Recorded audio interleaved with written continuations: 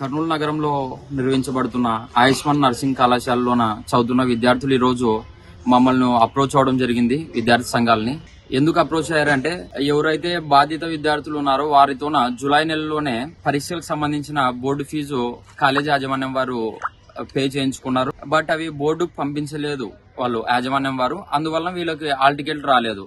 So వీరు బాధిత విద్యార్థులు ఎవరైతే ఉన్నారో వాళ్ళు వెళ్లి యాజమాన్యం వారిని నిలదీయగా, ఎందుకు మాకు హాల్ టికెట్లు ఇచ్చుకోలేదు ఎగ్జామ్ ఫీజు కట్టిన తర్వాత కూడా అని వారు ఓపెన్ గా అంగీకరించడం జరిగిందంట విద్యార్థుల దగ్గర. మాదే తప్పు, సప్లీ ఎగ్జామ్స్ లోన రాసుకుందురులేండి అని చెప్పేసి. But supply exam board నిర్వహించట్లేదు.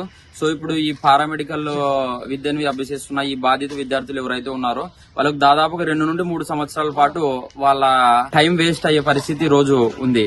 కాబట్టి ఇలా ఎలా చేస్తారని చెప్పేసి మేమందరూ విద్యార్థి సంఘాలుగా పెద్ద ఎత్తున బాధితులతో తర్వాత ఇతర విద్యార్థులతో వెళ్లి నిలదీయగా వారు మాతో కూడా జవాబుదారుతనం లేకోకుండా బిహేవ్ చేయడం జరిగింది. సో ఇలా ఎంతమంది విద్యార్థుల జీవితాలతో ఆడుకుంటారని చెప్పేసి నేను ఒక విద్యార్థి సంఘం నాయకుడిగా ప్రశ్నిస్తున్నాను. దాంతో పాటుగా ఆయుష్మాన్ నర్సింగ్ కళాశాల ఎటు చూసినా కూడా ఎటువంటి నిబంధనలు ఫాలో అవ్వకోకుండా ఏవైతే నర్సింగ్ కౌన్సిల్ నిబంధనలు ఉంటాయో అవి ఏవి కూడా ఫాలో అవ్వకోకుండా కళాశాల నడుపుతున్న పరిస్థితి మనము ఈ రోజు చూడవచ్చు. ఒకటి అక్కడ పోతే అది ఏదైతే కాలేజ్ బిల్డింగ్ ఉందో అక్కడనే 4 కళాశాలలు వివిధ రకాల పేర్లతోనే నడుపుతున్నారు. ఆయుష్మాన్ కాలేజ్ ఆఫ్ నర్సింగ్ అని చెప్పేసి, తర్వాత పారామెడికల్ కాలేజ్ ఒకటి, తర్వాత స్కూల్ ఆఫ్ నర్సింగ్, ఇలా వివిధ రకాల mother Teresa college of nursing అని ఇలా వివిధ రకాల పేర్లతో 4 కళాశాలలు ఒకటే భవనంలో నడుపుతున్నారు. అందులో కూడా ఎటువంటి సరైన ల్యాబ్స్ గానీ విద్యార్థులకు ప్రాక్టికల్ ల్యాబ్స్ చేసుకోవడానికి కూడా వస్తువులు సరిగ్గా లేవు. అండ్ క్వాలిఫైడ్ స్టాఫ్ కూడా లేరని చెప్పేసి విద్యార్థులే మాకు లైవ్ లోన తెలియజేశారు. దాంతో పాటుగా పారామెడికల్ కోర్సులకు సంబంధించి ఏవైతే అన్ని కోర్సులు ఉంటాయి, అన్ని విభాగాలు ఉంటాయి పారామెడికల్ లోన, అందరు విద్యార్థులను ఒకే చోట కూర్చోబెట్టి కామన్ సబ్జెక్ట్ లేకపోయినా అన్నిటికీ ఒకే రూమ్ లో కూర్చోబెట్టి తరగతులు నిర్వహిస్తున్నారు.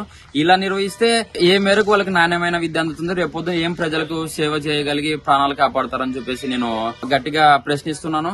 అదే మాదిరిగా పారామెడికల్ కోర్సులకు సంబంధించి 2 సంవత్సరాల పాటు క్లినికల్ ట్రైనింగ్ కి జీజీహెచ్ కి రావాల్సి ఉంటది. డైలీ క్లినికల్ అవర్స్ అని చెప్పేసి వాళ్ళకి కరికులం లో ఉంటది, టైం టేబుల్ లోన. బట్ కేవలం 2 సంవత్సరాలకు గాను 2 నెలలు మాత్రమే వాళ్ళని జీజీహెచ్ కు క్లినికల్ ట్రైనింగ్స్ పంపించారని చెప్పేసి విద్యార్థులే తెలియజేస్తున్నారు.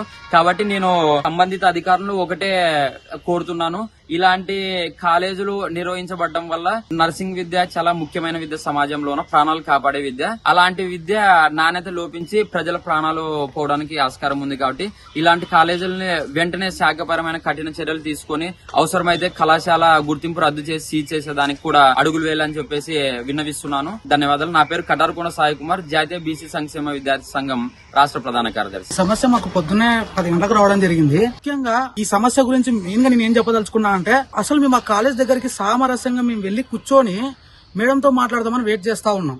వెయిట్ చేస్తా ఉంటే అక్కడ ఉండే కంప్యూటర్ ఆపరేటర్ చాలా దురుసుగా బిహేవ్ చేసి ఆయనంతగా ఆయన ఇష్టానుసారం మాట్లాడి ఆయననే ఈ విధంగా ఆడ రెచ్చగొట్టేటట్టు మాట్లాడాడు. అసలు ఆడ వచ్చిన విద్యార్థుల్ని ఆయన స్టూడెంట్స్, ఆయనకు తెలుసో తెలీదో నాకైతే తెలియదు కానీ ఐడి కార్డులు చూపించండి, అవి చూపించండి అంటే చూపిస్తుంటే కూడా మన దగ్గర కొన్ని విజువల్స్ ఉన్నాయి, కొన్ని చూస్తే మీకు కూడా అర్థం అవుతా ఉంది. అసలు ఆయన చేసిన ఈ రోజు ఈ దారి ఇక్కడికి తీసుకొచ్చింది. విద్యార్థులు బాధతో మా దగ్గరకు వచ్చి మేడంతో మాట్లాడదామని కూర్చుంటే ఆ మేడం కూడా ఎలా మాట్లాడుతుందంటే, విద్యార్థులకు ఫీజు రిసిప్ట్స్ అనేది కొన్ని ఉంటాయి, ఆ రిసిప్ట్స్ కూడా ఇవ్వలేదు. ప్రధానంగా కాలేజీ యాజమాన్యం ఫీజు కట్టలేదని చెప్పేసి ఆరోపిస్తా ఉంది. ఫీజు కట్టారు, అక్కడ వాళ్ళ కాలేజీలో సీసీ కెమెరాస్ ఉంటాయి, తోటి ఫ్రెండ్స్ ఉంటారు, ఖచ్చితంగా ఫీజు చెల్లించారనే విద్యార్థులు మాతో చెప్తా ఉన్నారు. ఖచ్చితంగా మేడం ఈ ఫీజు రిసిప్ట్స్ ఇవ్వకపోవడమే తప్పు. మళ్ళీ మేడం పిల్లలపై నిందలు వేసి కాలేజీకి వస్తే రాండి, లేదని చెప్పి డబ్బులు కట్టుకోండి, కాలేజీకి రాకపోతే ఏమైంది. అసలు 6 డిపార్ట్మెంట్లు ఉన్న పారామెడికల్ వాళ్ళ కాలేజ్లో ఒక ఇన్ఫ్రాస్ట్రక్చర్ లేదు, ఏం లేదు. అక్కడ అందరిని 6 డిపార్ట్మెంట్లని ఒక రూమ్ లో వేసి బోధిస్తారంట. అసలు అక్కడ ఏం చెప్తారో సబ్జెక్టు పిల్లలకు అర్థం కాదంట, వాళ్ళ బుక్స్ లో టాపిక్స్ లో కూడా అర్థం కాదంట. ఒకసారి పిల్లలు చెప్తా ఉంటే బాధ అనిపించేసింది. వీళ్ళు ఇన్ని డబ్బులు పోసి అక్కడ చదువుకుంటున్నారు కదా, వాళ్ళ తల్లిదండ్రులు ఎంతో కష్టపడి ఇక్కడ కడతా ఉన్నారు. అది ఖచ్చితంగా మేడం పై కఠిన చర్యలు తీసుకోవాలి. ఆ కాలేజీలో 4 కాలేజీలు నిర్వహిస్తా ఉన్నారు. ఇవన్నీ వైద్య అధికారులు ఏం చేస్తున్నారు? డాక్టర్ ఎన్టీఆర్ యూనివర్సిటీ నుండి వచ్చిన ఇన్స్పెక్షన్ల ఆఫీసర్లను కూడా కొనేస్తున్నారు వీళ్ళు. ఆ టైంకి ఇన్స్పెక్షన్ టైంలో ఒక్కరు కూడా స్టూడెంట్స్ ఉన్నారు తెలుసా. అక్కడ చాలా కాలేజీలు చూశాను.